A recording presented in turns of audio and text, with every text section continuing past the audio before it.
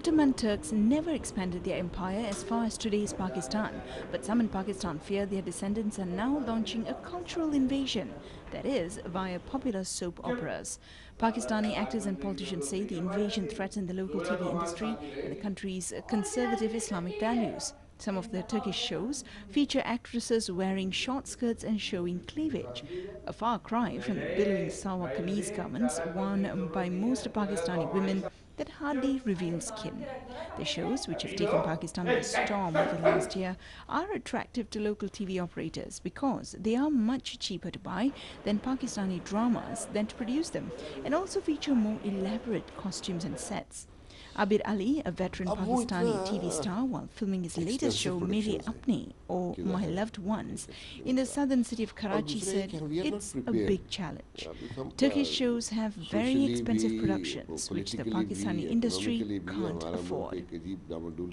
The Spartan set of Ali's show, which chronicles the sad life of a young girl after her parents died, helped prove his point. The entire episode was filmed in the living room and driveway of a small rented house in an upscale area of Karachi. The actresses used the only bedroom on the ground floor to apply their makeup, and the kids who lived in the house were scolded for making too much noise while they were filming. Since there was only one camera, they had to shoot each scene 3 times from different angles. One of the most popular Turkish shows in Pakistan right now is Mere Sultan, or My Sultan, a period drama about the powerful Ottoman ruler Suleiman the Magnificent. The show is no Game of Thrones, but it does feature ornate Ottoman-style sets, scenes with horses and archery, and beautifully designed costumes. Turkish dramas have freshness. The locations are beautiful. Atar Wakar Azim, a senior vice president at Hum TV, one of Pakistan's leading entertainment channels, said it's the first time people have watched new faces and experienced something fresh and new, that is in the form of Turkish soaps. And that's why they have attracted the Pakistani viewers. They found a change.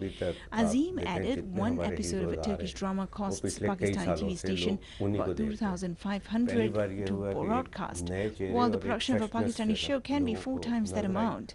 The popularity of the Turkish shows has sparked concern from Pakistani politicians. The Senate committee responsible for information and broadcasting said at the end of last year that it was worried that shows would harm Pakistan's TV industry and featured content that ran counter to local cultural norms. Pakistan is far from the only country to experience the growing influence of Turkish TV shows. Turkey earned more than $60 million in 2011 from exporting over 100 TV series to more than 20 countries, according to the Oxford Business School. Now, the popularity of Turkish shows in Pakistan has benefited at least one group in the media industry, voiceover artists who translate the dramas from Turkish into Urdu. The pay isn't great, about $20 to $40 per episode, which takes about 8 hours to dub, but it's enough to make a living. Taslim Ansari, a veteran voiceover artist, said she isn't persuaded by those who argue that the Turkish shows threaten Pakistani cultural norms. She said a local television program shown a local actress also wearing a miniskirt. Ansari agrees that the costumes do not match Pakistani culture, but says Turkish drama is about Turkish culture and people like it and have accepted it. China and North Korea are building the longest bridge between the two countries to further promote bilateral trade. Construction workers from the two nations completed the framework of the 3-kilometer-long, 33-meter-wide suspension bridge that links Dandong in China's Liaoning province with the North Korean town of Sinuiju. Both countries began the project 3 years ago to promote bilateral trade across the Yalu River. China is paying the full cost of the $340 million project. Customs and quarantine buildings are also being constructed. The bridge is scheduled to open next September. China and North Korea estimate daily traffic of 20,000 trucks and other vehicles over the new bridge, which has 2 lanes in each direction. Currently, more than 70% of the total trade between the two countries is across the old bridge connecting Dandong and Sinuiju. This private academy teaches math to middle school students. It's common for them to study the subject 2 years above the grade level, while some have even completed the high school math course. Lee Won Bin, middle school student, said since he learnt it in advance, he can solve problems faster. Such fast-paced, intense learning environments result in high scholastic achievement levels. Korea placed first in mathematics in the OECD, or Organization for Economic Cooperation and Development Program for International Student Assessment, conducted every 3 years. Korean students scored 554 points, that's 18 higher than Japan, which came in second place.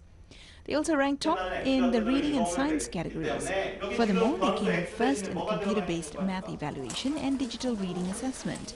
However, their learning motivation or satisfaction ranked very low. In this year's assessment, Korea placed 58th out of 65 countries in student satisfaction or interest in math, and last in their understanding of why they needed to study it. Educational experts point out that as long as Korea's educational system focuses on college admissions, very little can be done to boost student satisfaction or interest in studying.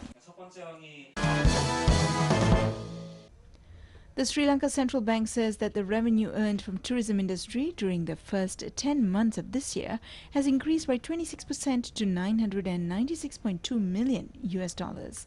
The revenue from the tourism industry during the same period last year was in the region of 790.5 million US dollars.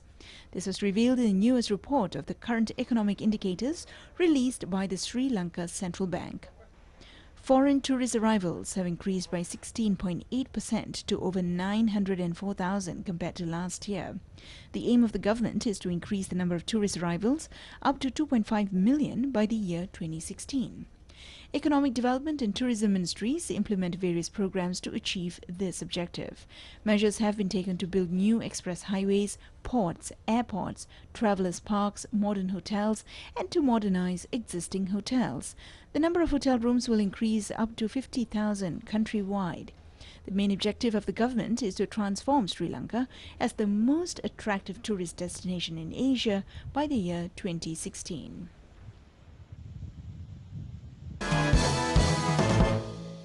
Sizzling and delicious, Indian street food lures many travelers to sample these tasty dishes.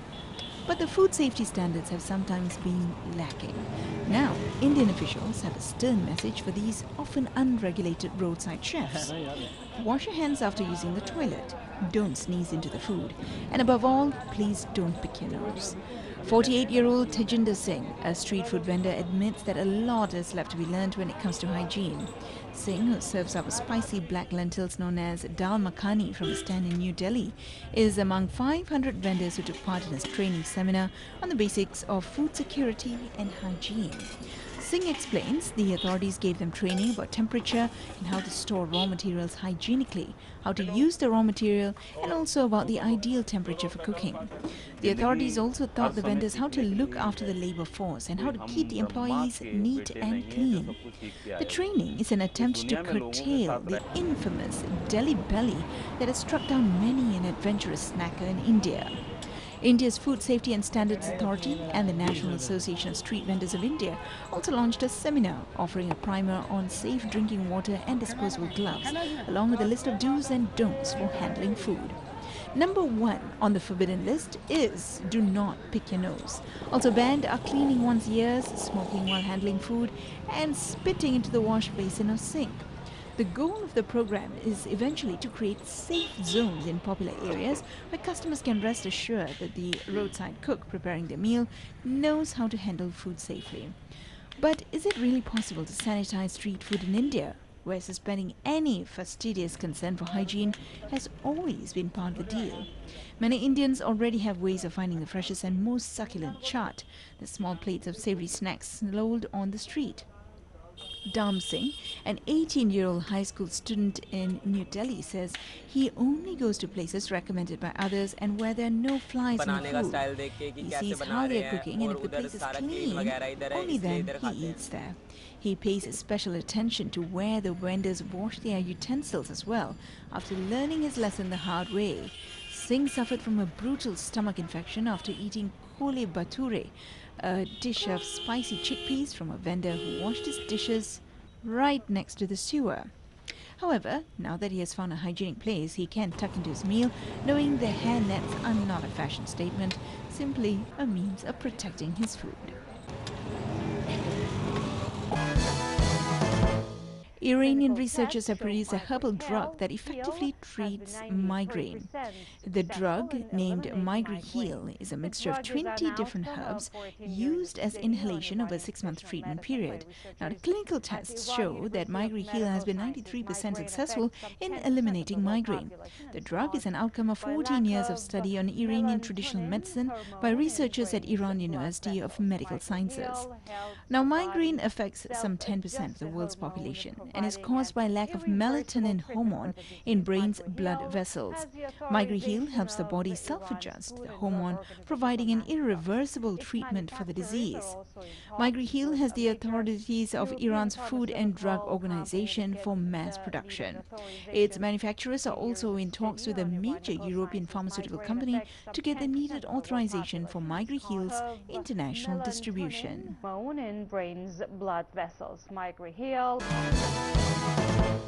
Taiwan is known for its high-tech chips that power mobile phones and computers around the globe. But now it's gained a reputation as one of the world's leading saxophone makers. They've been making saxophones here for almost 60 years now. The Lianqiang Saxophone Company, located in the Haoli district of Taichung City, is a known industry leader. The company was started in 1947 when Chang Lianqiang rebuilt a fire-damaged saxophone for a friend, giving him the idea to set up the company. Now, Lianqiang is run by the third generation of the family. Today, Haoli is home to some 15 workshops, turning out up to 50,000 saxophones annually. In the 80s, Taiwan made so many saxophones that it was estimated 1 of 3 saxophones was made in the country. But with cheap labor and low material costs, China is currently able to churn out far more and cheaper saxophones than Taiwan. The only way for Taiwan's saxophone industry to survive is to improve quality and compete with the top brands from France and Japan. Nowadays, many of the Taiwanese saxophone makers are producing for Western brands, while the Lianqiang company is confident enough to go with its own brand. Chang Chung-Yao, president of the Lianqiang company, said they have continued to improve their saxophones in terms of materials and continue to improve the quality of their products. Today, the company produces around 1,000 high-quality saxophones a year. Meanwhile, Krzysztof Urbanski, professional saxophonist, has this to say about Taiwan's saxophones. To be honest, everything it's so well done. I think every single saxophone has something, and what is really important, that's the quality of the products. It's you know, this is the top of the tree, and I think every single saxophone can play beautifully, and so I can make beautiful sound on it. What is really great.